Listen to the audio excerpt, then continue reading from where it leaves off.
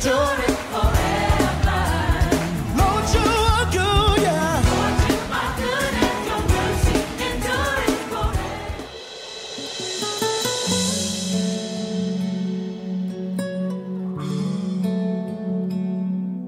Je te prie de bénir toutes les familles ce matin qui, en dépit de la pluie, se sont approchées de toi.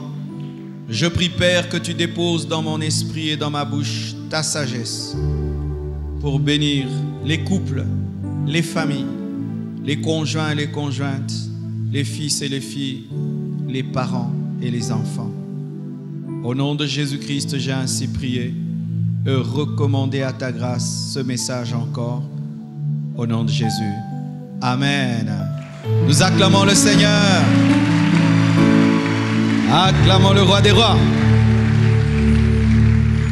Je vous salue au nom de Jésus. Soyez les bienvenus à ce deuxième culte des familles. Alléluia. Je vais prêcher aujourd'hui comme je l'ai fait le dimanche passé. Donc je vais continuer les enseignements donnés sur les petites paroles puissantes. J'aurai besoin de 18 frères. Et on va me placer encore les chaises. Et j'aurai besoin encore du couple Kani-Kani qui va m'aider. Amen. Nous sommes debout pour lire la parole de Dieu.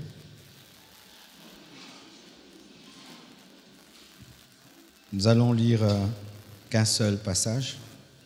Proverbe 18, verset 21. La mort, Proverbe 18, 21. La mort et la vie sont au pouvoir de la langue. Quiconque l'aime en mangera les fruits. Que Dieu bénisse sa parole. Asseyez-vous. Dis à ton voisin de gauche des petites paroles puissantes. Ton voisin de droite. Il y en a qui ne connaissent pas leur droite. Ton voisin de droite. Ton voisin de devant. Ton voisin de derrière. Seulement ton voisin qui te sourit. J'espère que ton épouse te sourit. Amen. J'ai commencé cet enseignement dimanche passé. Je veux continuer ce dimanche. Avec l'expérience du premier culte, on n'a pas pu finir. Donc je reviendrai encore dimanche prochain. C'est l'avantage d'être pasteur. Amen. Tu prêches quand tu veux. Amen. Vraiment, je vous demanderai de prendre très au sérieux cet enseignement, car la parole a la capacité de donner la vie et de donner la mort. Par ta parole, tu peux bâtir ton couple, et par ta parole, tu peux détruire ton couple. Par ta parole, tu peux bâtir tes enfants, et par ta parole, tu peux détruire tes enfants. Je suis en train de faire des recherches sur les hommes qui ont influencé le monde et surtout ceux qui sont morts. Et la plupart de ces hommes, quand ils se détruisent, certains meurent de suicide, d'autres meurent de drogue. Quand on fait l'étude de leur vie, on rentre dans leur passé. Tu vas trouver un père qui a maltraité sa fille, un père qui a maltraité son fils, et il a décidé de prouver au monde entier qu'il est un grand homme, seulement pour prouver quelque chose à son père. Et demain, il se drogue pour être performant. Et vous voyez un jeune garçon de 34 ans mourir à fleur de l'âge parce qu'il voulait prouver quelque chose à son père qui jamais lui a dit bravo. Apprenons à dire à nos enfants bravo. C'est merveilleux. Et pas seulement dans le domaine des études, même dans des petites choses. Tu joues avec lui au ballon, il marque, acclame-le. Tu joues avec lui au ping-pong, il marque, acclame-le. Tu joues avec lui au billard, il marque, acclame-le. Apprenons cela, à remplir nos enfants d'émotions fortes d'amour qui les aideront à devenir des hommes. Amen. Par ta parole, tu peux détruire, par ta parole, tu peux tuer. Et je parle des petites paroles, pas des grandes, mais qui ont une grande puissance. J'ai parlé de merci, de pardon, je sors, au revoir, je vais à tel endroit, je serai en retard, bonne nuit, bon appétit, bon anniversaire, bonjour, je t'aime, je suis fier de toi, je ne regrette pas de t'avoir épousé. Et aujourd'hui, nous allons parler de prions. Qui peut dire prions? Prions. Dire prions dans un couple, dans une famille, nécessite la foi en Dieu, nécessite que tu puisses être sensible à la présence de Dieu. Aujourd'hui, dans les familles, les gens prient de moins en moins à cause de la télévision, à cause de l'Internet. Nous passons souvent beaucoup de temps en train de regarder la télévision, beaucoup de temps en train de parler, beaucoup de temps en train de causer, mais peu de temps en train de prier. Et dans chaque famille, Dieu a établi les sentinelles de la prière. Ce sont des personnes qui, lorsque tout le monde tombe dans la distraction spirituelle, ces personnes viennent toujours dire « on n'a pas prié ». Et si tu es une sentinelle de la prière chez toi à la maison, veille à garder ce rôle. Parce qu'au travers de toi, un réveil spirituel peut avoir lieu. Un problème souvent se pose dans nos familles, c'est que nous ne voyons pas Dieu. Tu vois ta femme, tu vois tes enfants, tu vois ton mari, tu vois tes problèmes et tes difficultés. Et comme tu ne vois pas Dieu, des fois on l'oublie. On utilise notre intelligence, on utilise notre force. Mais sachez que l'intelligence est limitée, la force est limitée. Prions. Prions révèle que vous croyez en Dieu, en sa capacité de vous donner au-delà de ce que votre salaire vous donne. Car moi, je crois qu'un chrétien ne vit pas de son salaire. Amen. Pas en volant. Alléluia. Mais par la foi. Ton entreprise peut te donner 1 000 $ par mois, mais ça ne suffit pas pour que tu puisses avoir la vie que tu veux avoir. Alors, tu ne vas pas faire de ton salaire ton Dieu. Car Dieu est la source de pourvoyance qui peut faire que tu reçoives au-delà de ton salaire sans voler. Amen. Prions. Prions lorsque les choses sont difficiles.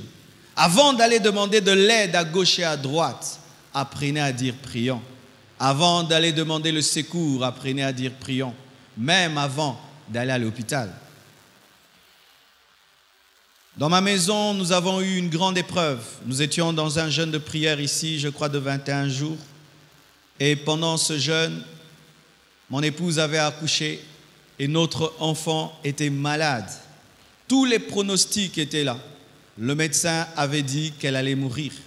Et si même elle s'en sortait, elle allait avoir un problème de cerveau, un problème d'intelligence. C'était ça la vie des médecins. C'était ça leur diagnostic.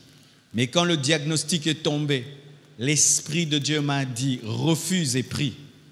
Et je suis allé à l'hôpital. Ce n'était pas permis de la toucher, d'être près d'elle. Mais au travers du miroir, j'ai prié. Et ma fille a été guérie. Elle est très intelligente. Elle va à l'école. Aucune conséquence de sa maladie. Pourquoi? Prions. Priez, mes frères. Parce que tout ne peut être résolu que par la force de l'homme. La force de l'homme est très, très limitée. Une famille qui ne prie pas ne profite pas de la puissance de Dieu. Et combien de puissances démoniaques aujourd'hui sont en train de s'amuser dans les maisons parce qu'on ne sait pas dire « prions ». Tu es le premier à allumer la télévision à la maison, mais jamais le premier à prier. Tu es le premier à ouvrir l'Internet, pas le premier à prier.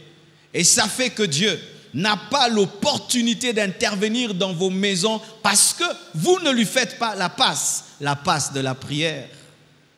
Prions. Agenouillons-nous, prions. Tôt, vous prierez avec vos enfants. Très tôt, ils apprendront qu'il faut compter sur Dieu.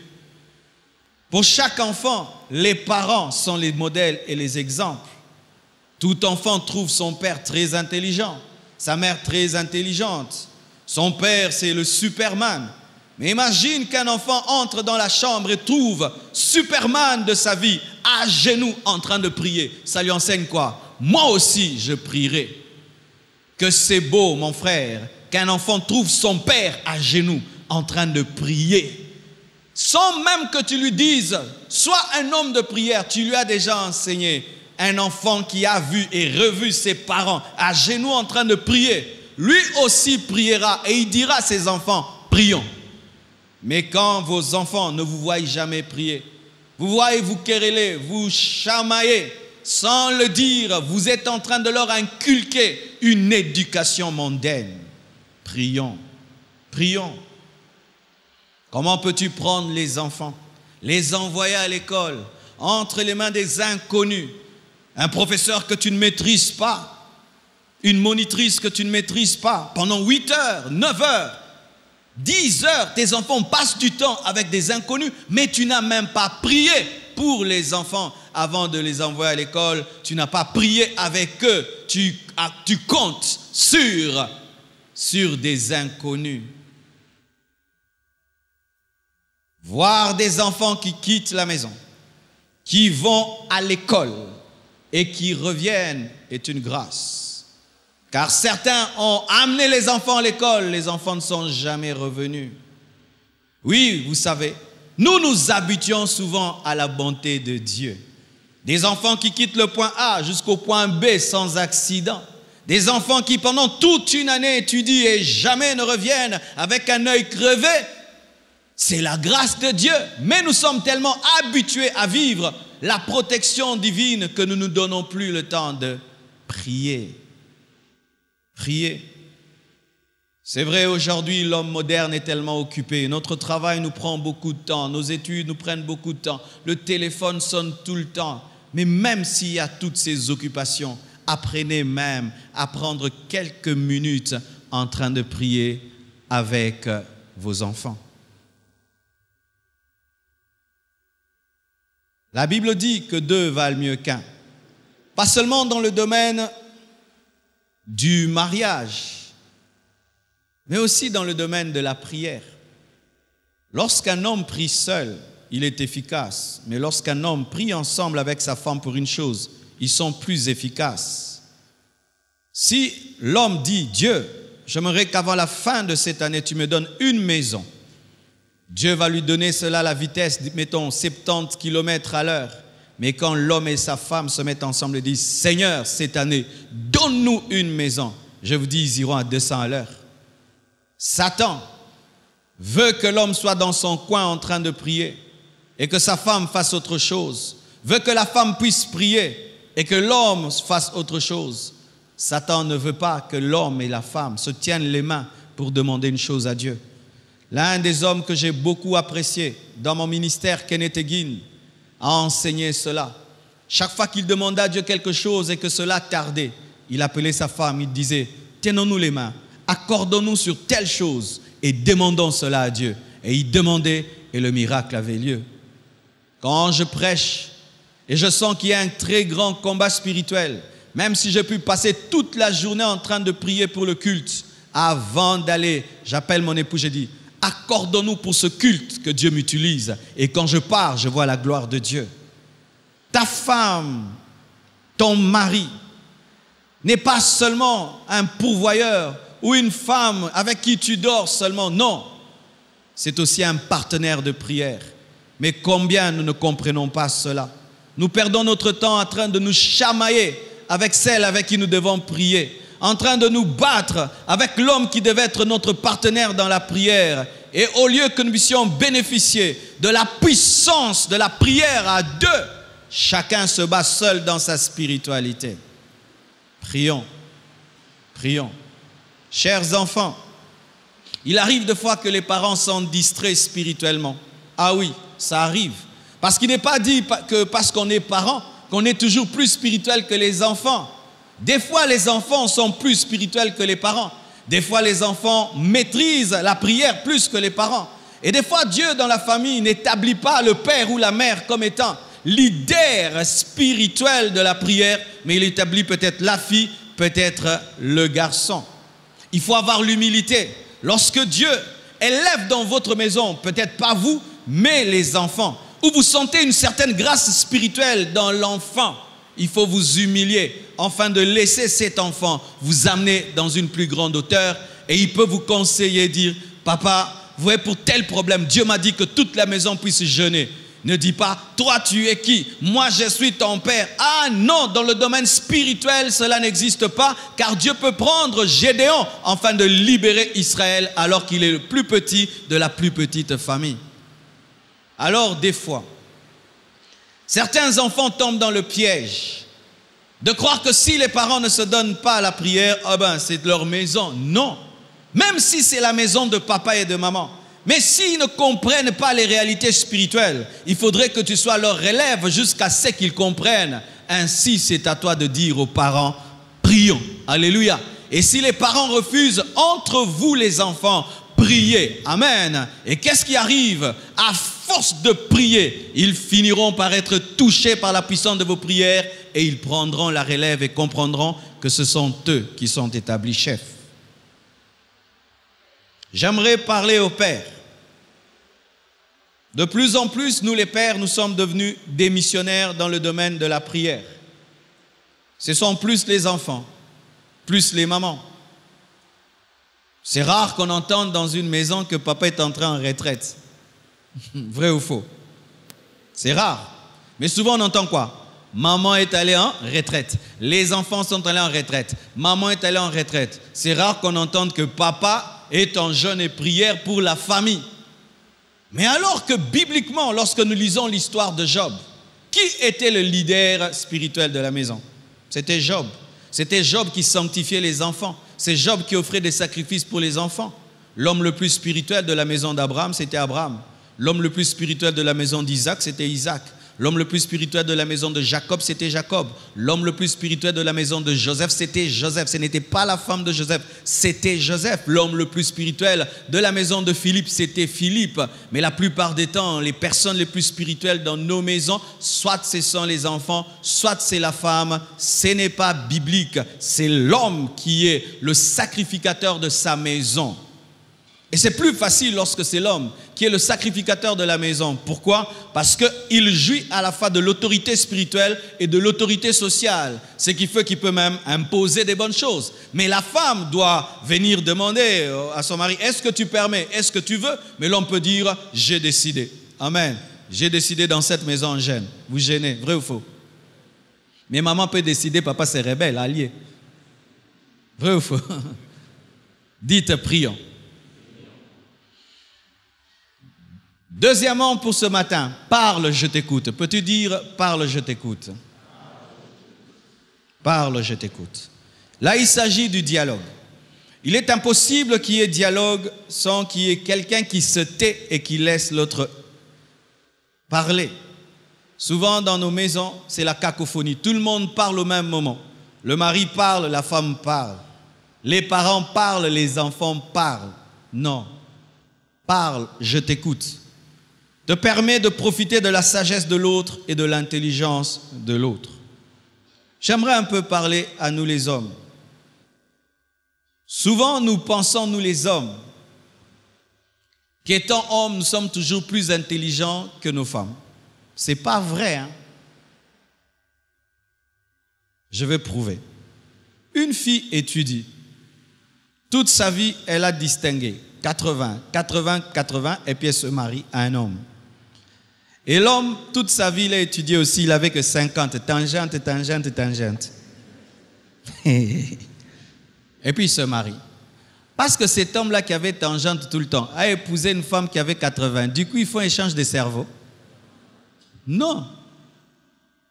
Vous devez savoir, cher papa, que tu peux avoir une femme plus intelligente que toi. Tu sais aussi que tu peux avoir une femme plus sage que toi. Il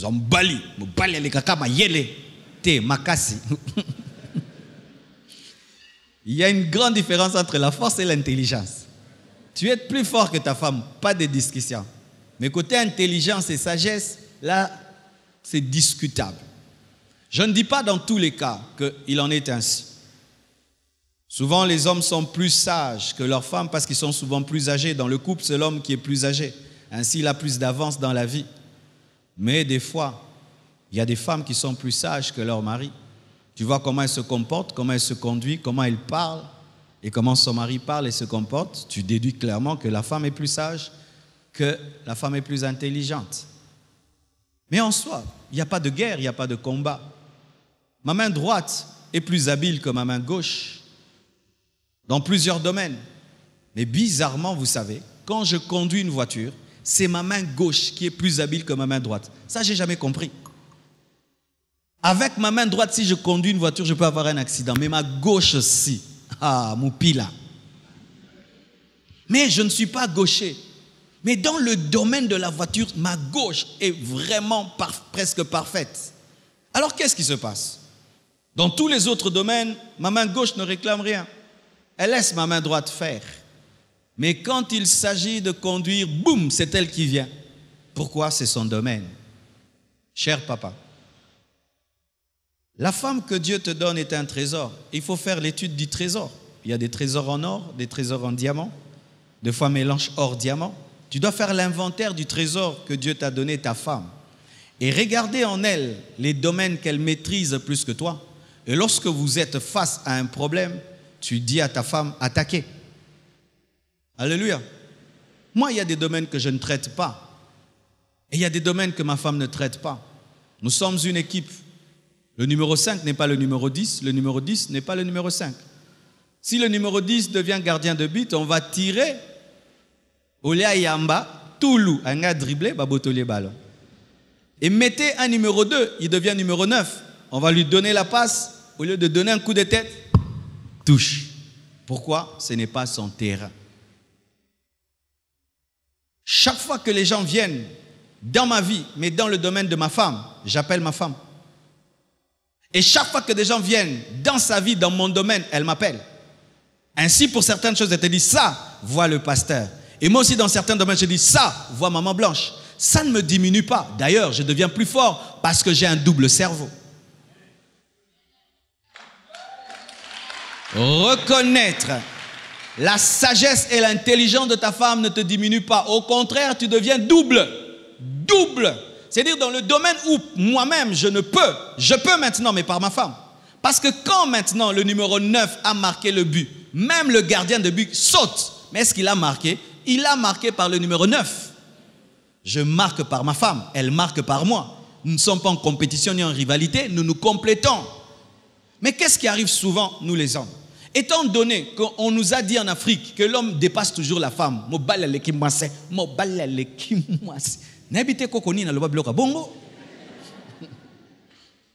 alors ça fait quoi? Ta femme peut te donner un conseil, tu sens qu'elle a raison, mais l'orgueil des hommes, rien. Oh dinda, rien. Oh dinda, au secours, rien. Ça te coûte quoi de reconnaître et de l'écouter? Les femmes ont un flair pour les escrocs, vous savez? Elles ont le don pour détecter les escrocs. Elles ont quelque chose en eux. Quand un escroc est là, elles sentent toujours. Chérie, moutoyo, mouyibi. Oh, toi, tu soupçonnes tout le temps, tu soupçonnes les gens, tu soupçonnes. Je t'ai dit mouyibi. Tu soupçonnes. Et là, tu donnes de l'argent et puis on t'escroque. Parce que pour reconnaître que yoka quitté, et comme il passe, chérie, où sont les 20 000? Tu vois les 20 000 là? Je ne t'avais pas écouté. Écoutez. Aussi, les parents. Les parents aussi, des fois, ont un problème. Les parents pensent que les enfants restent des enfants. Même quand tu as la barbe, ils veulent t'appeler fiston. Chers parents, alléluia. Souvent, les parents, vous avez un problème et nous avons un problème, c'est que le fait d'avoir vu un petit bébé qui ne parlait pas, tout petit dans tes bras, à qui tu as donné le sein, que tu transportais, des fois nous n'avons pas le temps de voir ces enfants grandir et de te rendre compte que le petit enfant de 2 ans, maintenant à 25 ans, c'est quand tu vois un gaillard de 35 ans, tu dis, éteins la télé, va dormir. Mouta 35 ans. Mère. Pourquoi? Les parents ne se sont pas rendus compte que l'enfant a grandi. Chers parents, sachez que des fois, dans la vie, vous avez besoin de mise à jour. Que les enfants, des fois aussi, vous éduquent. Pas dans le sens d'éduquer un inférieur, mais vous donnez des nouvelles informations. Pourquoi? Parce que pour ma part, je n'ai jamais éduqué un enfant de 30 ans. C'est sûr que lorsque mon fils aura 30 ans, j'aurai un problème. Pourquoi? Je n'ai jamais éduqué un enfant de 30 ans. Alors il doit m'aider. Il doit m'aider. M'expliquer un peu, un garçon de 30 ans fonctionne comment? Parce que je peux continuer à le traiter comme s'il avait 12 ans alors qu'il a 30 ans. Tu peux dire pendant un temps à tes garçons, dans cette maison, on ne parle pas des filles, les études. C'est bien, à un certain moment. Mais un jour, ton garçon peut venir. Papa, tu vois celle-là? Dans cette maison, on ne parle pas des filles. Non, balanzete. Tu vois, la loi la tombe. Mais toi, tu demeures quoi? Dans les principes de 12 ans. Alors que fiston n'est plus fiston. C'est devenu un homme qui a des désirs. Ta petite fille, oui, elle était petite. Mais c'est devenu maintenant une femme. Mais souvent, les parents n'ont pas le temps de voir que ma fille est devenue une femme. Tu n'as pas le temps de voir. Et quand tu l'écoutes comme si c'était la gamine, alors que maintenant, elle a la sagesse de la vie. Car des fois, les enfants aussi ont une sagesse qui peut aider les parents. Je bénis Dieu dans ma famille. Mes parents, surtout ma mère, a compris très tôt que Dieu m'avait doté d'une sagesse. Je pouvais lui donner un conseil. Ne faites pas ça. Faites ça. Elle m'écoutait parce qu'elle croyait que j'avais l'Esprit de Dieu en moi. Mais souvent, les parents, vous passez à côté de la bénédiction que Dieu dépose dans vos enfants. Parce que pour vous, ce sont toujours des gamins. Alors qu'il y a longtemps qu'ils ne sont plus des gamins. Un enfant peut sauver la famille. Il peut te donner une idée en or. Aujourd'hui, les enfants sont au courant de tellement de choses. Il peut même te parler d'un investissement. Papa, si on investit l'argent dans tel domaine, on sera riche. Oh, Mikoles à Internet. Alléluia. Écoutez, les enfants. Mais aujourd'hui aussi, les enfants n'écoutent plus les parents. L'une des choses qui m'ont frappé quand je suis venu à Kinshasa, c'était l'impolitesse des enfants. Vous savez, moi j'ai grandi à Goma et à Bukavu. Là, on nous a appris qu'il faut respecter les parents, pas seulement les parents, tout adulte. Même le professeur, tu dois le respecter. Mais quand j'arrive ici à Kinshasa, papa yo! Si papat! Et ça, papa no pensa bota yo? Oh, viete!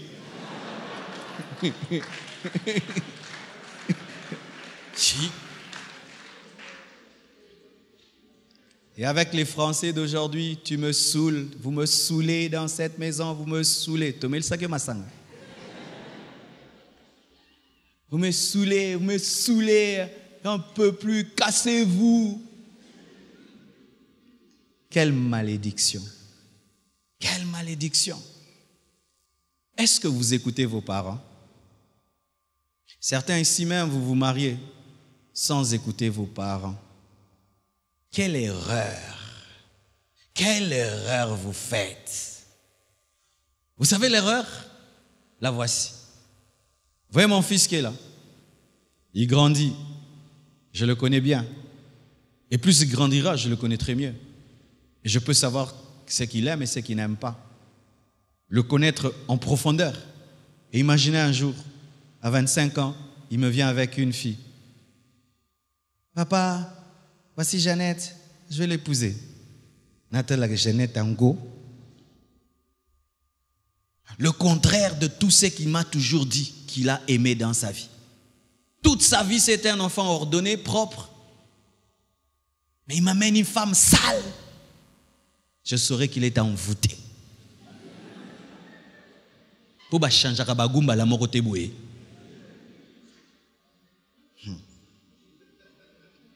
Je vous assure, une fois quand j'étais jeune, j'ai rencontré une fille. Elle commençait à trop venir chez moi. J'ai appelé mes amis qui me connaissaient, les genres des choses que j'aime. J'ai dit, vous me voyez là, si vous m'entendez un jour, je vous dis que je vais épouser cette fille-là. Faites-moi genuine délivrance. Donc, ils ont envoûtement. N'a pas déjà piste. Et qui connaissent tes goûts plus que tout autre, ce sont tes parents. Et certains, vous vous mariez. Na yo kabinote, na lingi karaye, na kokufa, ok kokufa.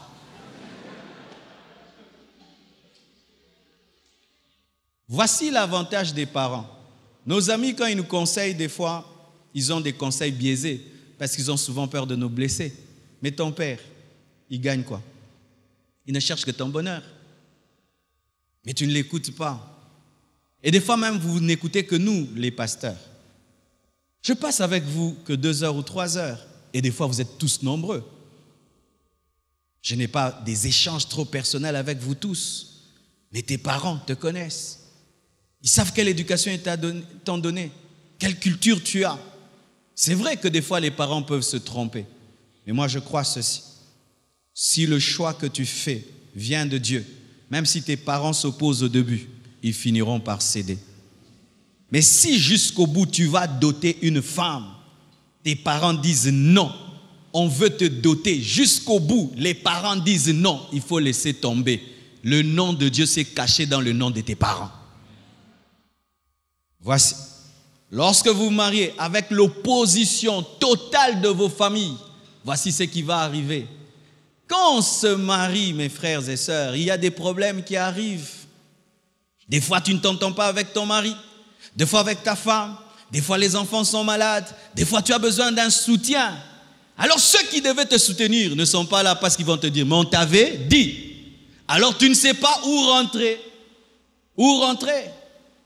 Sachez, mes frères, que les amis ont des limites. Hein? Tu es malade à l'hôpital, des mois et des mois. Qui dormira là? Un ami? Un membre de famille. Ton père peut dormir là, ta mère peut dormir là, peut rester là près de toi. Mais souvent, avec ce modernisme, nous nous coupons de plus en plus de tout ce qui est famille. Alors que la famille est un repère qui peut te révéler que tu es en train de t'égarer. C'est vrai qu'il y a des parents bizarres, mais sachez même quand un parent a raté son mariage, même son échec peut t'aider à réussir. Car certains enfants aussi, qu'est-ce que tu vas m'enseigner? Tu as échoué dans ton couple, tu as divorcé. Mais alors, je vais t'apprendre par mon échec à réussir. Je peux te dire que moi, j'ai rencontré votre père qui m'a maltraité en faisant ceci. Tu es en train de commettre la même erreur que moi.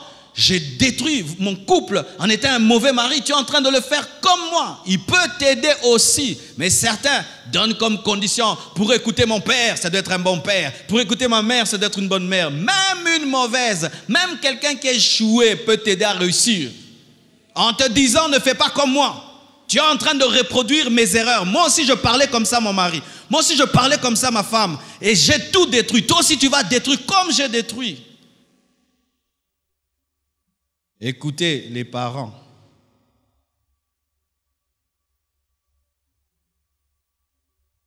Les parents ont plus de sagesse que nous. Ils ont vécu avant nous. Donc, ils ont plus d'expérience. Quel est cet orgueil-là que nous avons? Tu as 30 ans. Tu penses être plus sage que quelqu'un qui a 60 ans. Mais quelle prétention! On est à le fond de ma casse. Quelle prétention! Apprenez à écouter. Même s'ils disent souvent les mêmes choses. Parce que les parents disent toujours les mêmes choses. Un jour, une maman de notre église était morte. Maman Lucie. J'ai habité chez elle pendant mes temps difficiles quand je manquais de maison. J'habitais chez elle, cette maman me nourrissait. Et en habitant chez elle, j'ai découvert cette femme conseillait tout le temps ses filles. Tout le temps ses filles, ne faites pas. Elle était toujours derrière ses filles. Elle avait des très grandes filles, très belles. Et tout le temps, elle parlait. Ses filles étaient excédées, fatiguées des conseils de leur mère. Le jour que la mère est morte, entendez les enfants pleurer. Qui va nous interdire? Qui me dira de rentrer à temps? Qui me dira de ne plus m'habiller comme ceci? Qui me dira que cet homme-là n'est pas bien pour moi? Qui me dira? Elles se sont rendues compte qu'en soi, maman n'était pas là pour énerver. Elle était là pour protéger. Et je vous assure, après elle, on a senti qu'elle était morte, car des choses qui ne se passaient pas ont commencé. Écoutez. J'aimerais parler aussi aux femmes. Dieu a donné aux femmes une grâce, une vitesse labiale. Vous connaissez la vitesse labiale? La vitesse en parole. Pendant que toi tu places 2, elle est à 10.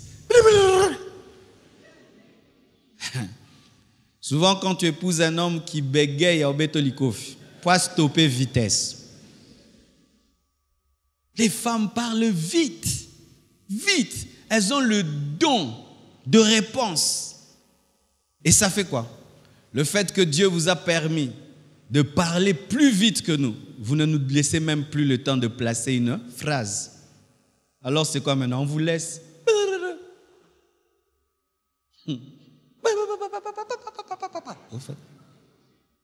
Aussi ici. Non, non, tu es au banda. Alors comme l'homme ne sait pas parler aussi vite que toi, boum, il m'a tapé, oui, il t'a tapé, il a très mal fait. Pourquoi il t'a tapé? Chère femme, quand un homme parle, la femme se tait et écoute. Dites amen. Dites amen. Si quand je dis là, ça t'énerve, tu es insoumise. Oui. Oh, quand je parle, ma femme doit se taire. Je parle. Quand j'ai fini, elle parle. Mais quand je parle, elle doit attendre que le chef finisse. Bongote, bongote. Et bongo. Et ça bongo. Oh. Pour ceux qui sont bongote, tous les camarades, mokonzi azate. Na église, na oloba, est-ce que vous êtes? Point. Naza mokonzi. Naza bongo. Si Dev maintenant même il ose monter ici, prendre le micro, parler, il est suspendu. Directement. Je veux dire, Dev, qu'est-ce qui se passe? Oh, j'avais une révélation. Moi, je pars, tu as une révélation. Pourquoi? Dans un corps, il y a toujours de l'ordre. C'est Dieu qui a fait les choses ainsi. Quand vous voulez des mariages sans tête, ce sont des monstres. Amen. Hein? Imaginez un corps sans tête. C'est ça dans les couples où l'homme n'est pas le chef. Ce sont des mariages sans tête. Et une femme a le plaisir d'avoir un homme à qui elle se soumet. Les vraies femmes cherchent un homme à qui se soumettre. Une vraie femme. Moi, je connais des femmes qui se plaignent. Pasteur, mais mon bon n'a pas autorité, papa. L'obéla, c'est la moins autoritaire. Eh, maman, Zoluka yango. Je peux se protéger, gars. Mais c'est vrai. Quand un homme n'a pas d'autorité, la femme dit, je sors. Ok, je reviens. Ok. Elle va sortir à 2h du matin, elle rentre à 8h. Tu es revenu. Ah, c'était bien. Oh, jamais. Vous avez guerre. Alors, je ne sais pas si je pêche. Quand l'homme parle, la femme se tait. Mais l'homme, après avoir parlé, doit donner le temps à la femme aussi de parler. Parce que ce n'est pas un robot, ce n'est pas un mur. Souvent, nous les hommes, les femmes ne nous donnent pas le temps de parler parce que nous, quand on parle, c'est Amen. Quand tu parles, tu la laisses aussi parler. Mais maman, quand ton mari parle, tu le laisses aussi parler. Quand tu as cette vitesse que vous avez là, tu la contiens, tu la maîtrises. À tous autres cas des mangeaisons, tu maintiens qu'ils finissent de parler. Et puis, ah oui, je bénis Dieu. Il y a 2-3 jours, j'étais avec un couple à la maison. J'ai été très édifié. L'homme est là, la femme est là. Et puis j'ai dit, monsieur, j'ai appris qu'il y a tel problème. Est-ce que tu peux parler? L'homme commence à parler. Il dit des choses sur sa femme. Il dit, moi j'ai regardé seulement sa femme. Sa femme était calme. Oh, parce que souvent, les femmes, t'es passé à côté de la cosine, le bac à mon maman Zéla tourne à eux, tête, wana na koki konekisa te. À cause.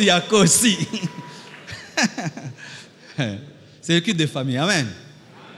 Elle était calme. Le monsieur a parlé au moins 35-45 minutes. Et puis j'écoute le monsieur, je dis, maman, tu ne coupes pas? Elle dit non. J'ai dit, tu te prépares à répondre? Elle dit oui. Et le monsieur finit. Et puis maman, peux-tu parler? Elle a parlé. Et puis elle aussi quand elle parlait. Le monsieur ne coupait pas.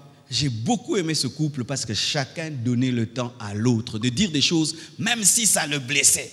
Parce qu'il savait qu'il aurait aussi le tour de parler. Quand l'autre parle, il n'a pas volé le don de la parole en toi. Patiente, la langue est là. Elle parlera. Marie, écoutez vos femmes. Femmes, écoutez vos maris. Enfants, écoutez les parents. Parents, écoutez vos enfants. Dites, tu as raison. Tu as raison.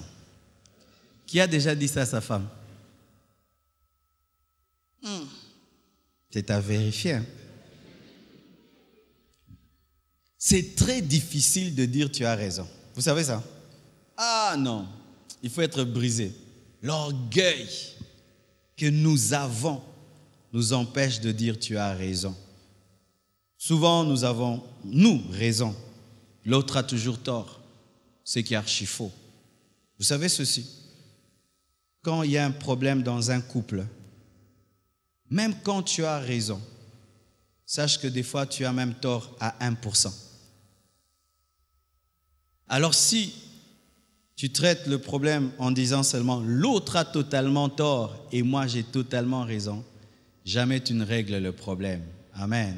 Tu as raison.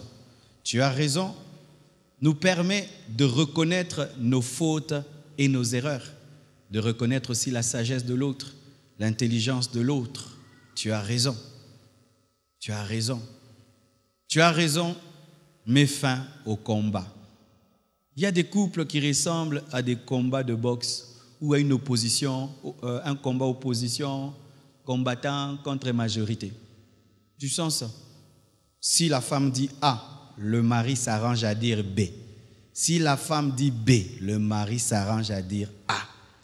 Ils ont comme une maladie de toujours s'opposer l'un à l'autre et ne jamais reconnaître que dans ce domaine, l'autre a eu plus de sagesse, plus de clairvoyance, alors que ça ne coûte rien.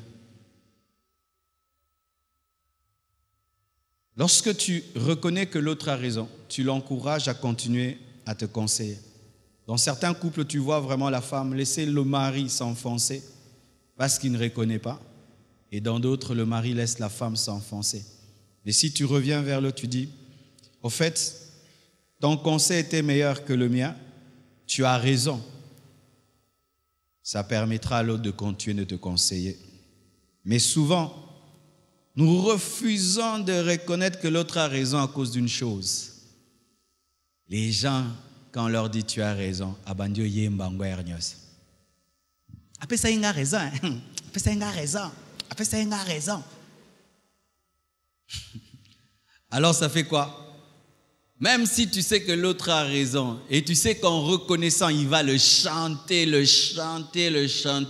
certains préfèrent mourir même si l'autre a raison. Je te donne une stratégie, maman. Lorsque tu donnes un conseil à ton mari et il ne t'écoute pas et il tombe dans l'erreur et dans l'échec, même si tu sais que s'il t'avait écouté, ce serait mieux, il ne faut pas tout le temps festoyer. Il va s'endurcir davantage. Quand il y a certains qui décident, même si tu as raison, vaut mieux koufa, alors tu peux même faire semblant et faire comme si tu n'avais pas donné ces conseils. Mais comment la chose là, elle n'a pas marché? Ah, vraiment, prochainement ça va marcher. Mais si tu dis, je t'avais dit, boyo kaka, mi balia lelo, bayo kaka te. Là, dans son cœur, il dit, plus jamais. C'est quand tu vois un homme qui cache ses erreurs, il cache ses erreurs parce qu'après, on va chanter. Pas seulement dans le domaine de la femme, même de l'homme aussi. Il y a des hommes qui aiment tout le temps présenter. Chaque fois que sa femme ne l'a pas écouté, elle ne m'avait pas écouté, cette femme n'écoute pas, cette femme n'écoute pas, cette femme n'écoute pas. Tu chantes ça et tu chantes. Tu crées dans ta femme un esprit de rébellion et d'insoumission. Combien de fois nous éduquons nos enfants et ils ne font pas ce que nous demandons, mais on les relève toujours. On ne chante pas tout le temps parce que l'amour n'humilie pas. Amen. L'amour n'humilie pas. Je te comprends. J'aimerais arrêter là. Je te comprends. Ne prenez jamais à la légère les menaces de l'autre, les plaintes de l'autre. Vous savez, quand on est marié longtemps, on commence à s'habituer aux plaintes de l'autre. Ta femme tout le temps se plaint, tu ne me respectes pas. Tu ne me respectes pas. Tu vois, pendant une année, tu ne me respectes pas. Tu trouves ça extraordinaire. Mais si ta femme, pendant 5 ans, 10 ans, te dit que tu ne la respectes pas parce que tu aimes la corriger en public et tu fais ça pendant 10 ans, tu penses que, comme ça fait 10 ans qu'elle dit tu ne me respectes pas, ça n'a plus de poids, alors que ça a toujours du poids. Sachez que lorsque un divorce arrive, c'est souvent la même plainte pendant 10 ans qui ne trouve pas de solution. Car sachez que pour couper un arbre, on le scie. Mais la scie ne coupe pas le même jour l'arbre. Mais pendant 1 mois, 2 mois, et un jour vous voyez un gros chêne qui tombe. Pareil aussi. Ton mari te dit tout le temps, tu n'es pas soumise, chérie, tu n'es pas soumise, tu n'es pas soumise. Je veux une femme soumise, je veux une femme soumise, je veux une femme soumise. 5 ans, 6 ans, 7 ans, 10 ans. Et un jour, je te quitte. Un jour, nous nous séparons. Mais qu'est-ce que j'ai fait? Aujourd'hui? Non, ce n'est pas aujourd'hui. Ça fait 10 ans. Vous savez pourquoi nous ne prenons pas au sérieux les plaintes de l'autre? Parce que nous ne nous mettons jamais à la place de l'autre.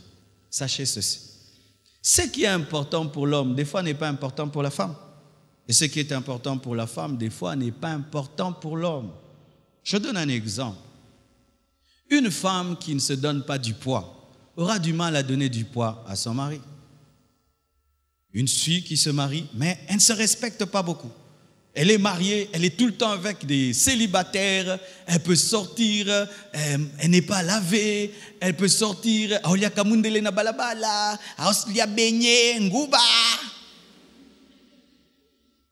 maintenant une femme comme ça épouse un monsieur qui voudra être traité comme un roi, serait étonné. Papolingi le kumu mingi. Non, c'est toi qui as un problème, tu ne te respectes pas, c'est pourquoi tu penses que l'homme aussi ne se respecte pas. Il y a des hommes insensibles. Je t'aime, ça ne lui fait rien. Même si tu l'insultes, il rigole. Vous connaissez des gens pareils? Hein?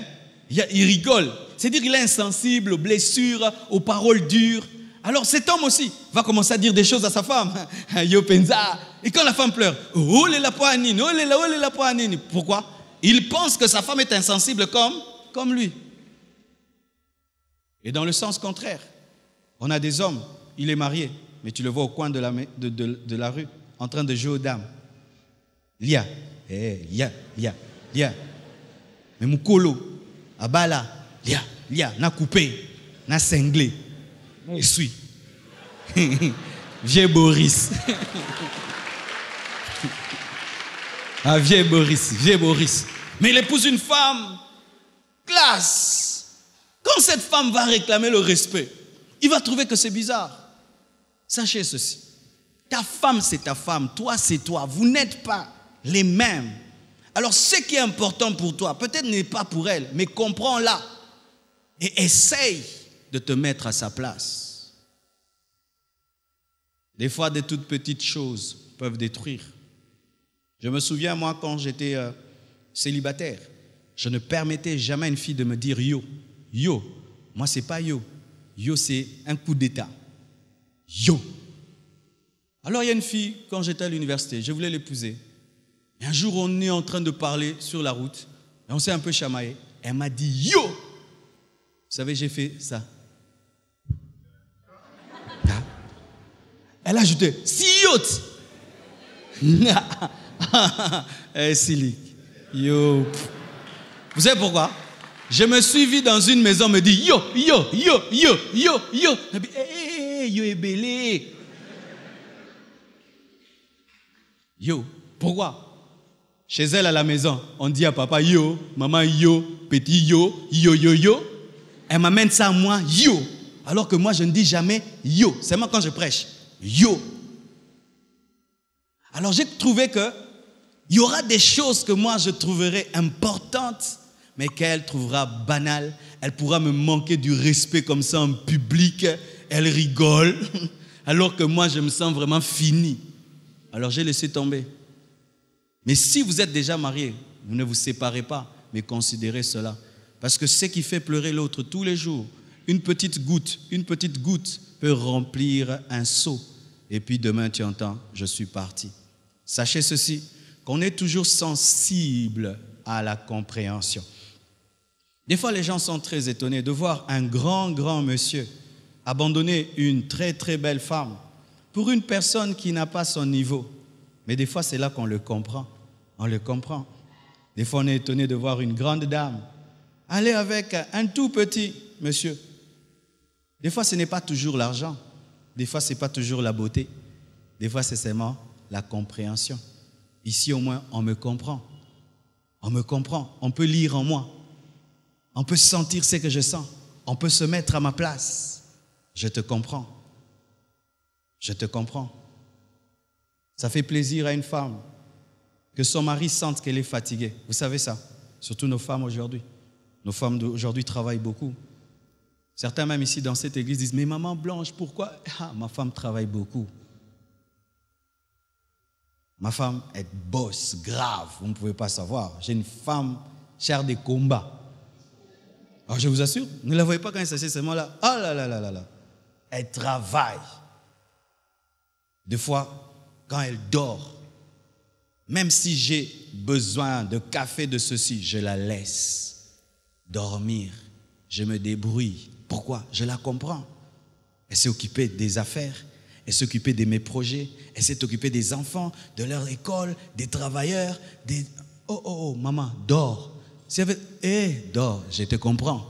Mais nous, c'est quoi? La mouka. Nakufa po na café. Okomi sale la ngote. Mi bal musubo ko boma mi bal basi na bino po na ba café, hein? La mouka.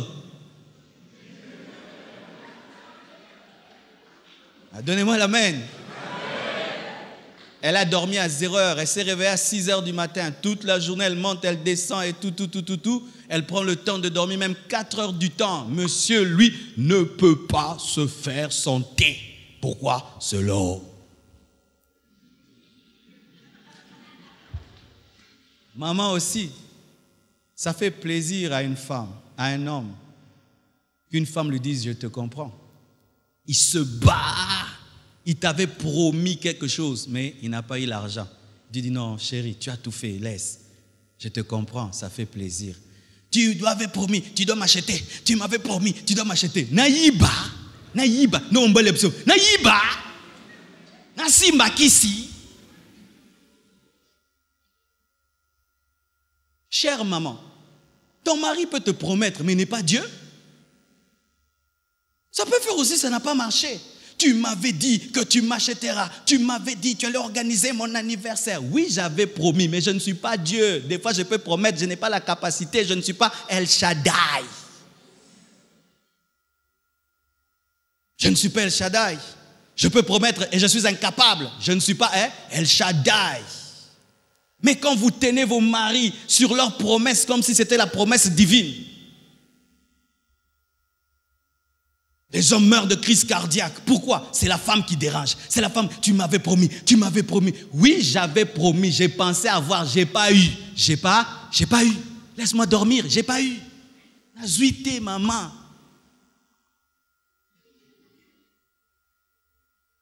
Et quand la femme, alors que tu as cette pression-là, elle te dit non, laisse.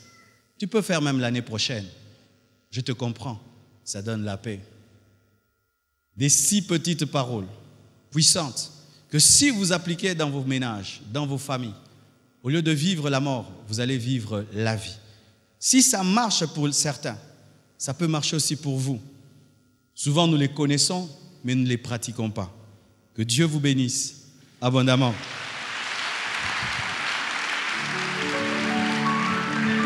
Nous allons nous tenir debout, nous allons prier.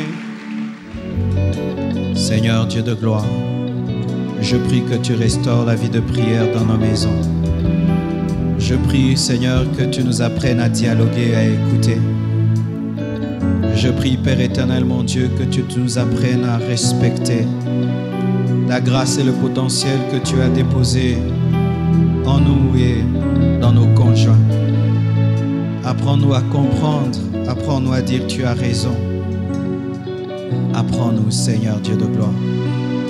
Remplis-nous de compréhension. Remplis-nous, Seigneur Dieu de gloire, d'amour.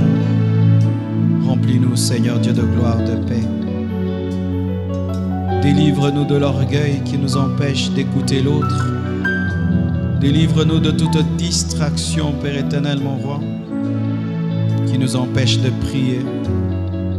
Délivre-nous, Père éternel, mon Dieu, de toute suffisance qui nous empêche, Seigneur Dieu de gloire, de donner à l'autre sa place. Pardonne la rébellion, pardonne l'insoumission. Pardonne, Seigneur, toute brutalité verbale. Guéris toutes les familles malades, tous les couples malades. Père, que ta parole soit accompagnée de vie et de puissance. Délivre-nous de toute parole qui amène la mort. Délivre-nous de toute parole, Seigneur, qui amène la destruction. Que la sagesse par le Saint-Esprit soit communiquée, Père, à tous les couples. Au nom de Jésus, que vos familles soient restaurées, que vos familles soient bénies, que vos familles soient transformées, que vos familles soient fortifiées, que vos familles soient libérées et guéries.